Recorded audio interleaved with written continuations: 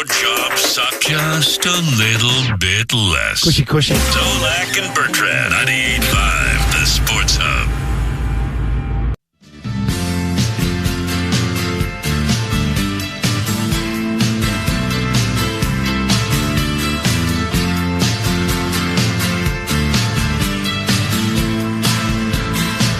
Life is bigger. Well, you rouse people up, huh? Them phone lines. Yeah, it really does. Local interest story. I love that. I love these ones. It's always fun. Things I don't even care that much about, but I love getting fired up about with Zoe because he just. I want to hear the parents that it's a blast. I want to hear the parents that pay for the kids. Love that. Yeah. And now you get the absurd claim. Here's one. Bob and Walpole. Go ahead. Bob. It says here, coached at Severian, they don't recruit. Bob, they don't. No one's going to believe that. Don't. How did all the Hasselbecks go there? They don't. Bob, no one believes that. Well, I mean, I was there for 13 years, and I know I can't speak for the football program, but I can speak for the lacrosse program, and they play a very competitive schedule. They don't recruit. They don't. I mean, you got parents that'll send you DVDs and, just about, oh, look at my kid. They don't recruit. I don't believe you. That might be true with the lacrosse program. Not in football. I coached two kids. Not in football. I coached two kids in we know kids that recruited there. Have been approached by them to go play there. Right. So they do. Even much smaller, less successful football programs are recruiting. Now, at least in this day and age, they are. They are. They do. My head's going to explode. Trust me, they know where the best football players are, and they ask for them. I think there's a kid from down on the South Shore. He's like a ninth grader. He's one of the hottest QB phenoms. Oh, the kid from Hingham, right? Yep, yeah. Kid from Hingham. Check out his schools, like where he's moved around. Check out Will Wood too. Will Wood is a very, very good quarterback. He just committed to Penn State. The other kid was at CM, transferred to Tabor. When they all hop back and forth. Peter Bork. Yeah. Another good kid. D committed from Michigan. He's going Virginia Tech. That's who you were talking about, right? Yeah. Yeah, the kid from Hingham. Yeah. No. Peter Bork. But there's another kid, young kid. God, name slips me right now. He has dreadlocks. Smaller kid, but really good. Why did I just blank on that? I don't know. You've got to look that up. Yeah. You look that up. You figure that out. Yeah, well. Let's go to John in Boston. Hey, John. How you doing? So I understand what you're saying. The Catholic Conference, they have a wide range. You've just given some examples of people that recruit. Let me ask you this: on the public side, when the football team is running youth clinics with the Pop Warner football, and the coaches are on the field with Pop Warner football or baseball or otherwise in towns, is that recruiting? No, they're in a defined geographic area that they are restricted to. What's the text I just got? So, Cam Williams. No, we're talking about recruiting over any area you choose. Right. Which means you can literally recruit anybody you like. Yeah, of course you want kids to play. You've got to ask kids to play the sport. So we had a guy on. Recruiting from your neighborhood, that's not recruiting. We had a guy on. A guy I played going with. 40 miles away to pluck the best quarterback, receiver, linebacker. Yeah, that's recruiting. Yeah. Use some common sense before you call on this topic. We did an interview a couple weeks ago with a guy I played with by the name of Brent Williams. His son is Cam Williams. Yeah. Who went to Ohio State. Guess where he went to high school? Severian. Guess what Brent says? He goes, they absolutely 100% recruit. They recruited him. Really? Yeah. Isn't that funny? Yeah. Not funny. Does he have experience in football? Oh, God, yeah. Yep. And his son's outstanding. Well-versed in the topic. Front office at Denver. Yep. Jeff's in Seekonk. Hi, Jeff. Huh? Hey, how's it going, guys? Hey. So I attended CM about 20 years ago, and I would say even back then, Severian recruited players. Of course they did. Like, I agree with you. But also, there's nothing, Jeff. We should make it a point, Jeff, to say there's nothing wrong with that. No, we're just saying that why is it a crime? There's nothing like dirty or wrong about that. It's just that it clearly gives those schools a different level of roster, and that deserves to be recognized in this. I don't want to make it sound like we're dumping on kids getting recruited to these schools. No. It's great God that they're bless you. getting recruited. Your kid's good, you should. To some of these excellent schools. These are excellent schools in a lot of cases we're talking about. Recruit away. Just don't tell me that it's a level playing field. I think you sound like an idiot. And Jeff, I know you're not saying that. So go ahead. I totally agree with you that it should make everything even with the public schools to the private schools, even though the private schools are just getting the upper hand because they are recruiting throughout, states and whatnot. But I do say that they should branch out to Rhode Island schools for Catholic competition and even Connecticut. And instead of just beating up or ganging up on the public schools, because I remember when I was in school, I faced Everett my first grade. How'd that game, go? And they may have been recruiting, though. They were wagging. In all seriousness. No, but what's funny, like that coach left there to go to CM. Back in 2004. Yeah. So, yeah. There may have been some funny business going on there back in the day. So yeah. Hey, and by the way, real quick. Interesting example, Jeff. By the way, real quick, Brent's kid, Cam, did not go to Zavarian. He went to Catholic Memorial, but he got recruited by Zavarian. They don't, and Brent said, they don't call it recruiting. They call it attaching talent. See, because the magic word. I like that. Because we're getting to the bottom of this. Because they are self-conscious about the word recruiting, because they do know that it's creating an unlevel playing field. Deep down, they know this, so they've got to call it a bunch of different names to make themselves sleep easier at night. That's what they do. That great guy, Dan Copen, he's a good football coach. Coaches at LaSalle. Providence. I wonder if he recruits. I bet he seeks out good players, which he should. Well, he's attaching That's talent. the job. Yes. If he's not doing his job. I have nothing against any of these teams other than the lies that they Why tell don't they you, admit it? And that they should be able to punch down on public schools Because they want to play Andover. Defined geographic areas where they can pull their players from. Yeah, we could. This is like that's all. That's my only gripe. This is like college football too. I wish nothing but the best for all of these programs to be better and continue to grow the sport and advance football in the New England region. I honestly do. Yeah, but I wish nothing but the best for these programs. I just want them all to play each other. Why would that be a problem? That's Like, don't you get better by playing people your level or playing up? Absolutely. Yeah. This is your CM argument. Yeah, you could have a great year and go 5-3 and win the Super Bowl, and you would look at like that team's a wagon, but they lost to 3 powerhouses. What do we look at in the NFL? We're getting off topic. What do we look at? We look at the parity of the league and everybody having a chance. Good point. And wanting everyone to have a chance because it means you've got a good league.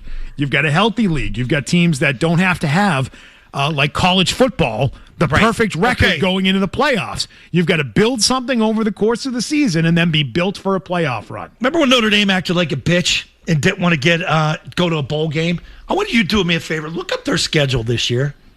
Look at the Powder Puffs they have scheduled to pad it. And this is what all the mega powers and the Power Fives are doing right now. They're scheduling all these cupcakes like out of conference. So games. Just look at the seeds of all the teams that win Super Bowls. Right. I mean, the whole tournament looks crazy when it's like you have all these low seeds that get in for what purpose, right? Yeah. It's like, to add a team. Yeah. It just doesn't. Remember last year, one division, they couldn't even have a round because they didn't have enough teams to fill?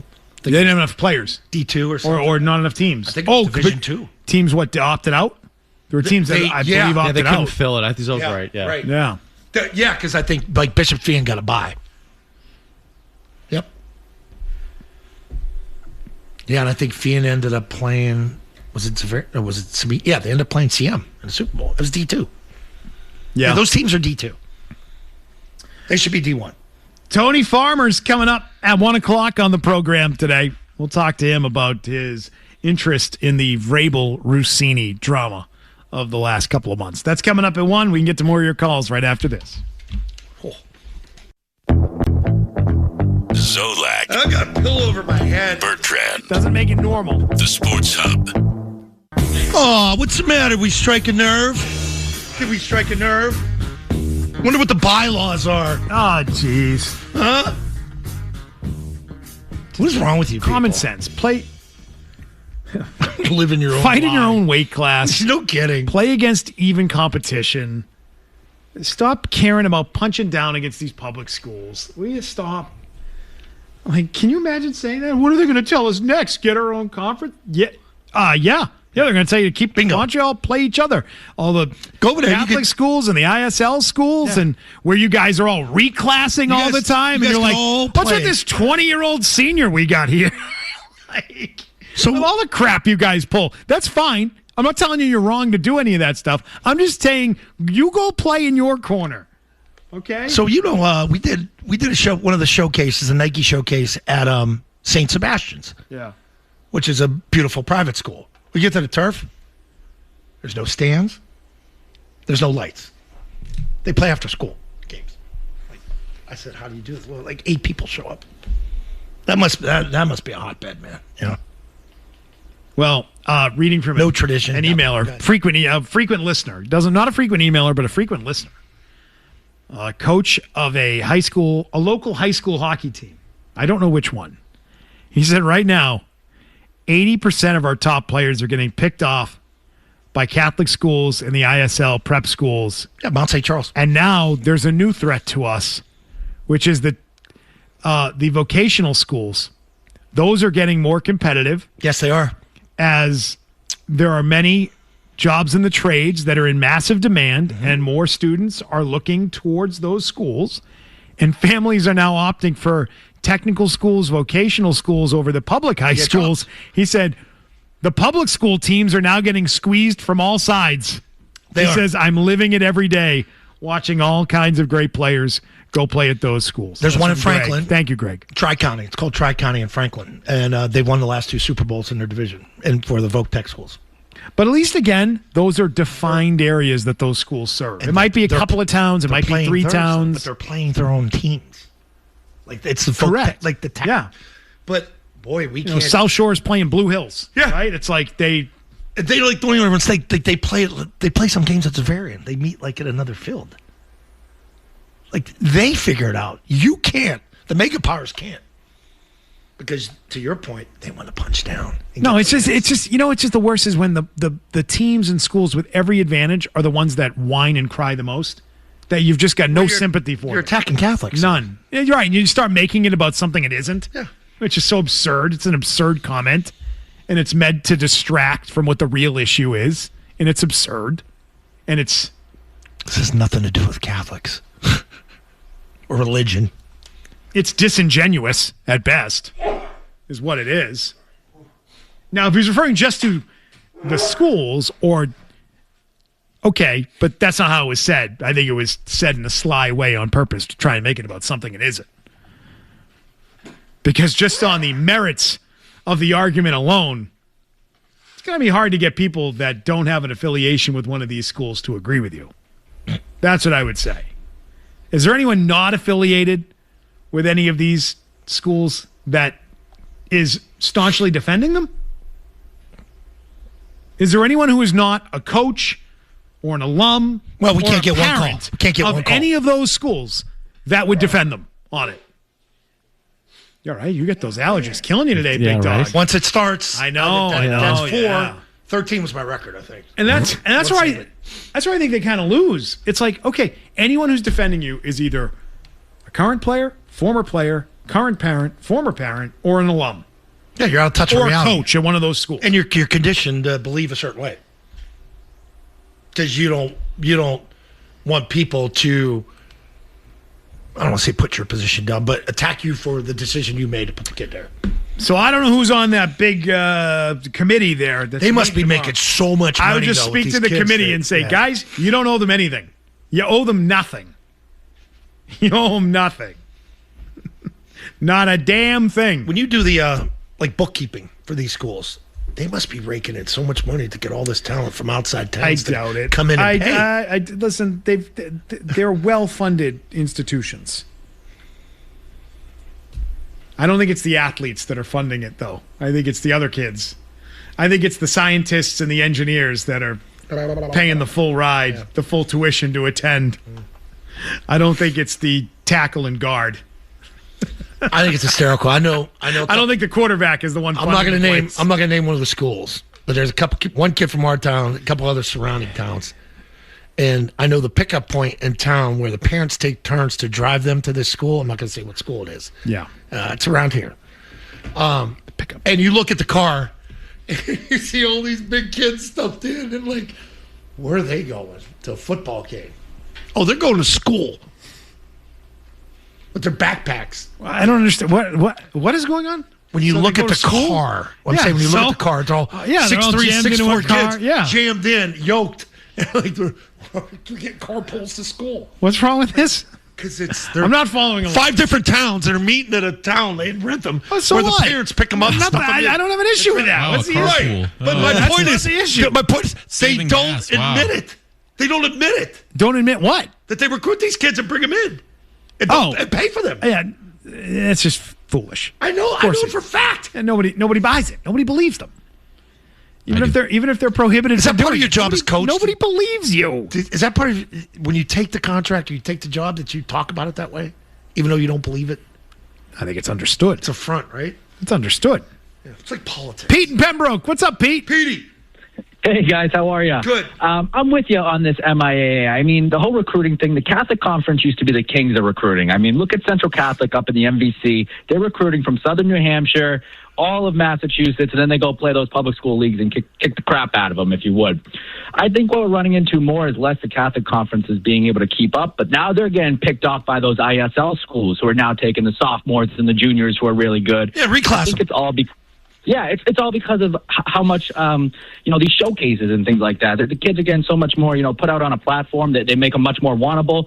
I think it's all going to come to a spearhead with this master's school. Not sure if you guys have followed that. It's basically a big combination of all these prep schools. Once they get football, I think all these coaches are going to be screwed. I'll hang up and listen. Master school. Yes, master. It's like they're building like an IMG thing in Massachusetts, essentially. Oh, they are? Yeah. Where's it going to go? Oh, man. Where was it? Is it... Worcester? No. You knew about this? You knew about this? You didn't bring it up? You knew about the master You knew about school? this? You knew about the master I didn't school? think it fit in with what we were talking about. It absolutely doesn't. Tell you why. I don't think you're going to be playing the MIAA. Because I would say TikTok, Zavarian, and BC, and St. John's Prep, and CM. All your really good players, if there's going to be one of those around here, all the best players in New England will go there. I am your master. Yes, master. Yeah, I know what their nickname is. $83 million high school sports facility coming soon. Massachusetts Masters Academy. What's your nickname? What's their nickname? The Debaters?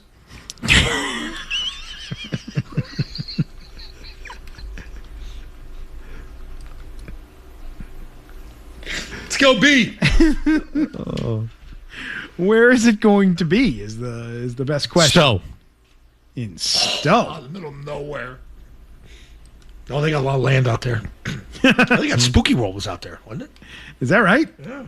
That's out your way, isn't it? Back in the day, it's out of 495, right? Bought my first vet and stuff. Oh, you're like, that's like way up there, though. I didn't realize it was open. Guy had a nice hydraulic lift in his garage that he freaking worked on a car. I bought in my mind's eye, like Stowe is right near Hopkinton, but no, it's not. Oh, it's actually way north of that. Yeah. Stowe. Snowbelt. Small little place. I hope they put lights in. That'd be neat. Concession stand. That'll be fancy. Concession stand. That'll be good. They'll definitely be recruiting. I would think so. Oh, no, they're not just going to draw from Stowe. There's a lot of good kids in Stowe. Well, yeah, exactly. Stowe down. They're definitely going to be recruiting, in case you're wondering. This is just it's hysterical and it's pathetic and funny at the same time. Oh, let's get to living La La Land. Let's get to the Red Sox. We can pick that up on the other side. Roman Anthony isn't coming back for a while. It feels that way. He's shut down the rehab. We can pick that up right after these headlines. Here's McCone. So, this is what you get when you get the meat package. And Beetle. Okay, you can bank on that. And the games play here. Stop and start. Attacks the paint. Rounds it up and in. 98.5, the Sports Hub. Swung a little bit and had some soreness. So, for the time being, we're probably going to back off that until we get through the off day. Obviously, you're not going to have him swinging through soreness and discomfort. So, not as good a news today, but we'll back off and see what happens after the off day with a few more days of rest. T-Bone, you're doing that because Milliken's gone. Roman Anthony is hitting another bump in the road. Oh, I'd call it that. Chad Tracy. Chad talking about the... Can't hire a guy named Chad. Yeah, you can't full-time manager a guy named Chad. If you do hire him, you got to change his name to Chode. Legally or just in just we'll just call him go that. by Joe. Yeah, Chode. This not Mark Joe. Bertrand, 98.5. Yeah. Did you just say Joe? No, I said Joe. it's your press guy. Hey, Chode. Mark Bertrand, 98.5. I just want to ask you about your lineup change today. Jake Seymour. We're gonna send Jake down there. It's Jake Seymour. Hey, remember? Is that how remember Jake Cattles? Seymour talks? Remember Cattles went to the Celtics? Went, hey, KG, right here. Nick KG, 98.5 Sports Hub. Nick Cattles. KG. Soreness, discomfort, not even allowed to swing a bat anymore for the time being. That is. You know how hard it is to hit a baseball. Again, it's concerning with Roman Anthony. And by the way, they won last night. But I gotta say, even when they play well, that was quick, like 2 hours and 35 minutes. I think it was last night. It was real quick. So much in news this morning. Quick, nice, tight Red Sox win, and it feels so empty. I agree. Because you just don't have a lot of hope for them. But with this injury, to get back to this quickly, I just want to remind everyone, he did not hurt himself doing anything other than swinging a bat all these times that he's been hurt. Causes. That's a bit of a concern. You think? Yeah. And then he picks up the bat again, and it's obviously aggravated, and he did something. I don't want to say he re-injured himself. That would be going too far. But I think it's safe to assume he picked up the bat, he swung the bat, and then had something similar to that clip that T-Bone played, which is right? That's a setback. He can't swing a bat without pain. I was told he can't hit a ball that's a wiffle ball in the backyard on underhand toss. You were told that, or is that out there? I was told that. Okay. By somebody, and you know who. Why is he swinging a wiffle ball bat? Not a wiffle ball bat, but that's how the issue. Like, trying to make the point. I was told he couldn't even cast a fishing rod. Well, that's a different flick. I was told. Oh, so this was in theory. This was not in theory. In practice. Well, they know. You're saying, yeah. You're saying that if he had been handed a wiffle ball bat, he cannot swing it any. He wouldn't even be able to swing a wiffle ball bat for the life of him to hit a wiffle ball. So imagine Never mind a piece of lumber and a guy throwing 90. So imagine that to get ready to when he potentially could come back, that you may have to send him down to Worcester. Or Woonsocket, I almost said it. Woonsocket. Just to get him up and running because he's that far away. Is that alarming or what? It is. Yes. It is, because his career already has been marred by injuries. And his career is pretty new. We used to make fun of Little Leader, right? Dustin Pedroia. But remember when his foot was bad and he was in a boot taking grounders? And remember when he had the wrist thing? On his knees. The wrist thing. He went to every doctor that he could go to till he got cleared, and then he went out and played because he wants to play. Wants to play banged up. And I'm not taking a shot at Roman Anthony or that, but it's like this in all sports nowadays. Like Tatum, I can't go in Game 7, but I could go next series. What makes it different today than 2 days from now when Game 1 would start against the Knicks on Sunday night? Like they don't make them like they used to. They don't. You notice how he goes there again? Circle back to it. Brady. Yeah, that seems like a talking point. Taking a needle. Like you keep going back to Bledsoe. that. I've seen it. Like and I don't appreciate the other media members. The modern day athletes. You know who you are. You know who you are. Media member, singular. Texting this one over Firing him up during breaks. Firing him up during breaks with all your Tatum hate. No, I don't hate him. Not you. No. I wasn't referring to you. I was referring to this member of the media. Okay. With all your put downs of Tatum.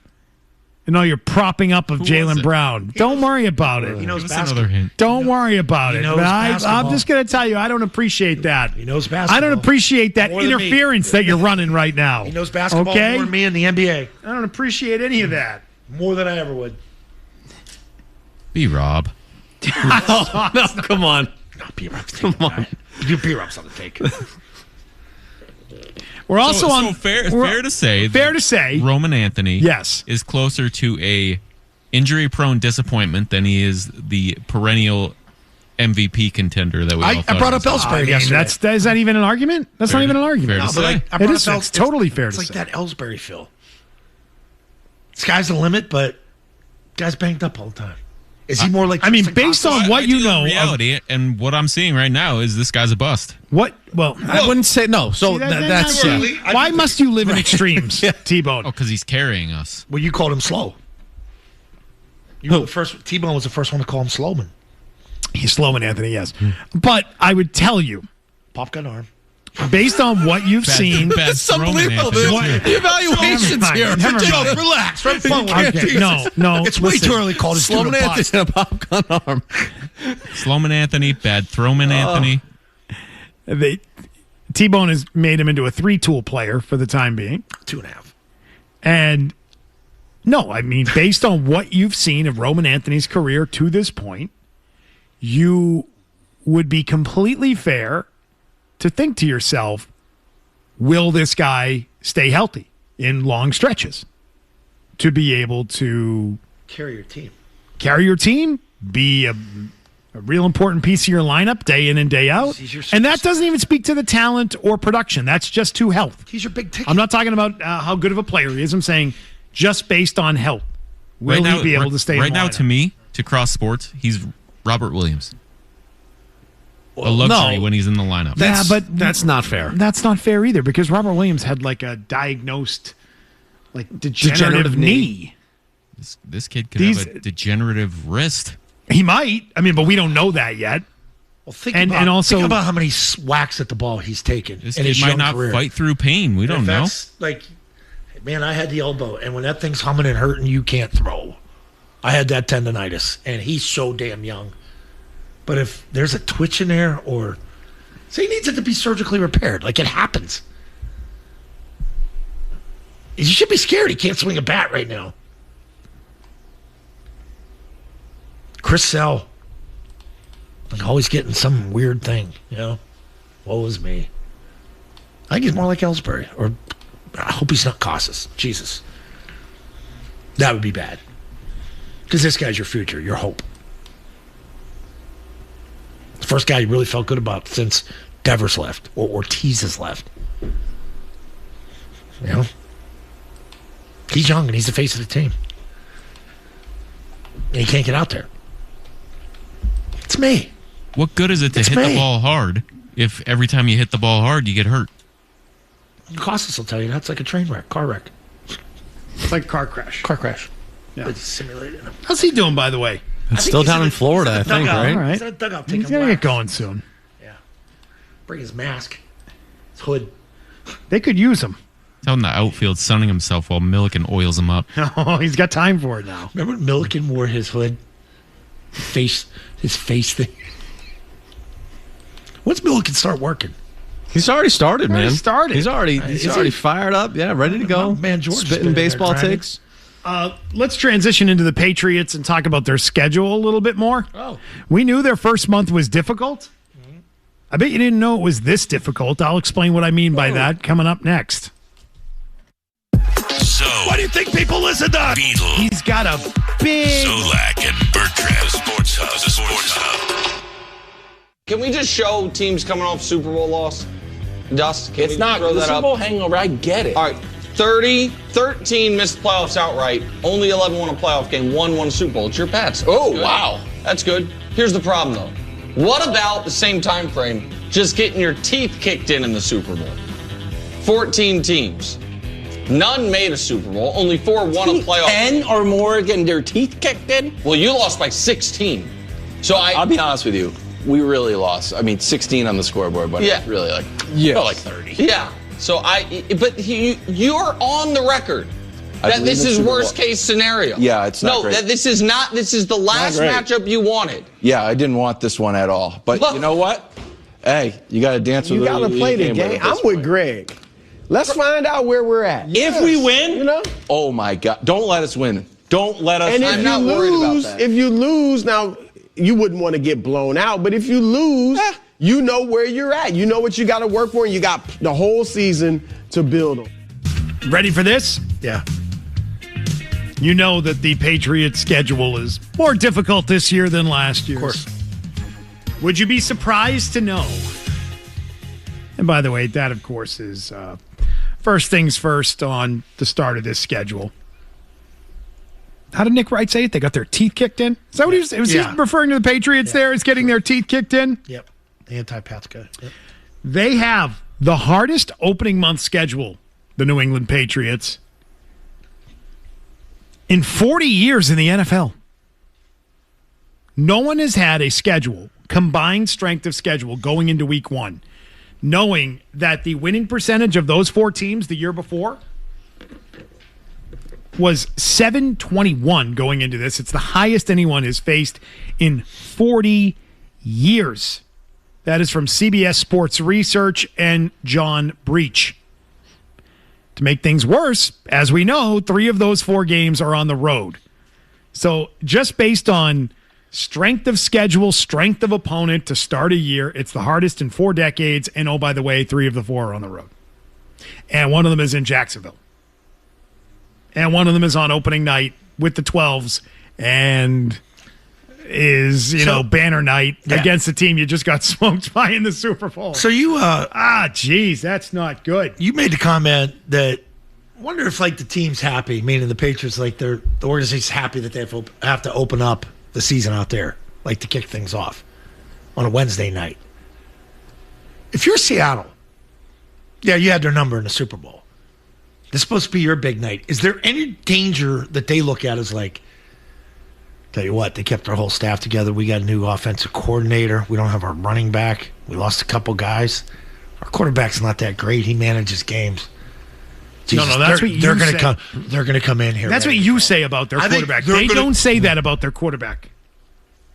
You watch him. He's fine. Thank you. That's a game. Fine as game manager. Okay, he's not bad. You make him out to be terrible. He's an average quarterback. He's 15th in the league. 20. Nope. Tim? Tim? I think he sucks. I think he sucks. Felger's with me on this too. It's Minnesota moved away from him.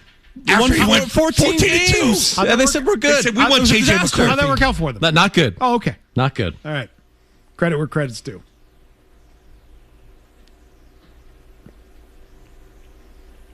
Is there any danger for them? No, here's what I would tell you. What if they lose? Would they rather have a cupcake coming in there to play them? Yes. Yes, without a doubt. I think it's a dangerous game for Seattle. Because they would probably love to open up and get an easy game out of the gate to get a win under their belt and not have to worry too much about getting caught up in the emotion of the night. Right. Because maybe they do a little bit and they enjoy the night and they're excited and thrilled about that banner going up and the crowd. I don't know, whatever. I'm just saying. They should want Arizona and their holdout Jacoby Brissett coming in. Right. Would they rather have Arizona or New England coming in? They would rather have Arizona. Yeah. Yes. They're going to pay him $25 million a year, aren't they? 30. They said he's the starter. Yeah. He's holding out? Yes. Yeah. I'd send him home. Right. That's what I said. Tell me you're having it rock bottom where your Jacoby Brissett's holding out on you. Oh. Imagine being that franchise.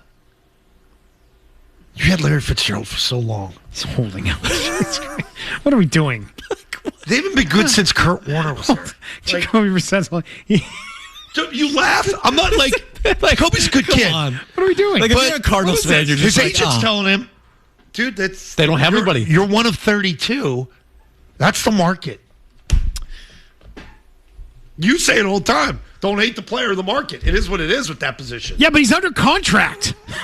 He's holding out. He's still not showing up and holding out. I know, but he's under contract is my point. Guess who's going to win that? He's not a free agent, and he's not good. Those are some of the things that I would do. I would apply the good and free agent tag to the people you're talking about. Let's grab headlines quick. When we come back in just a moment, we will be talking to Tony Farmer. He joins us next. Hey, Farmer.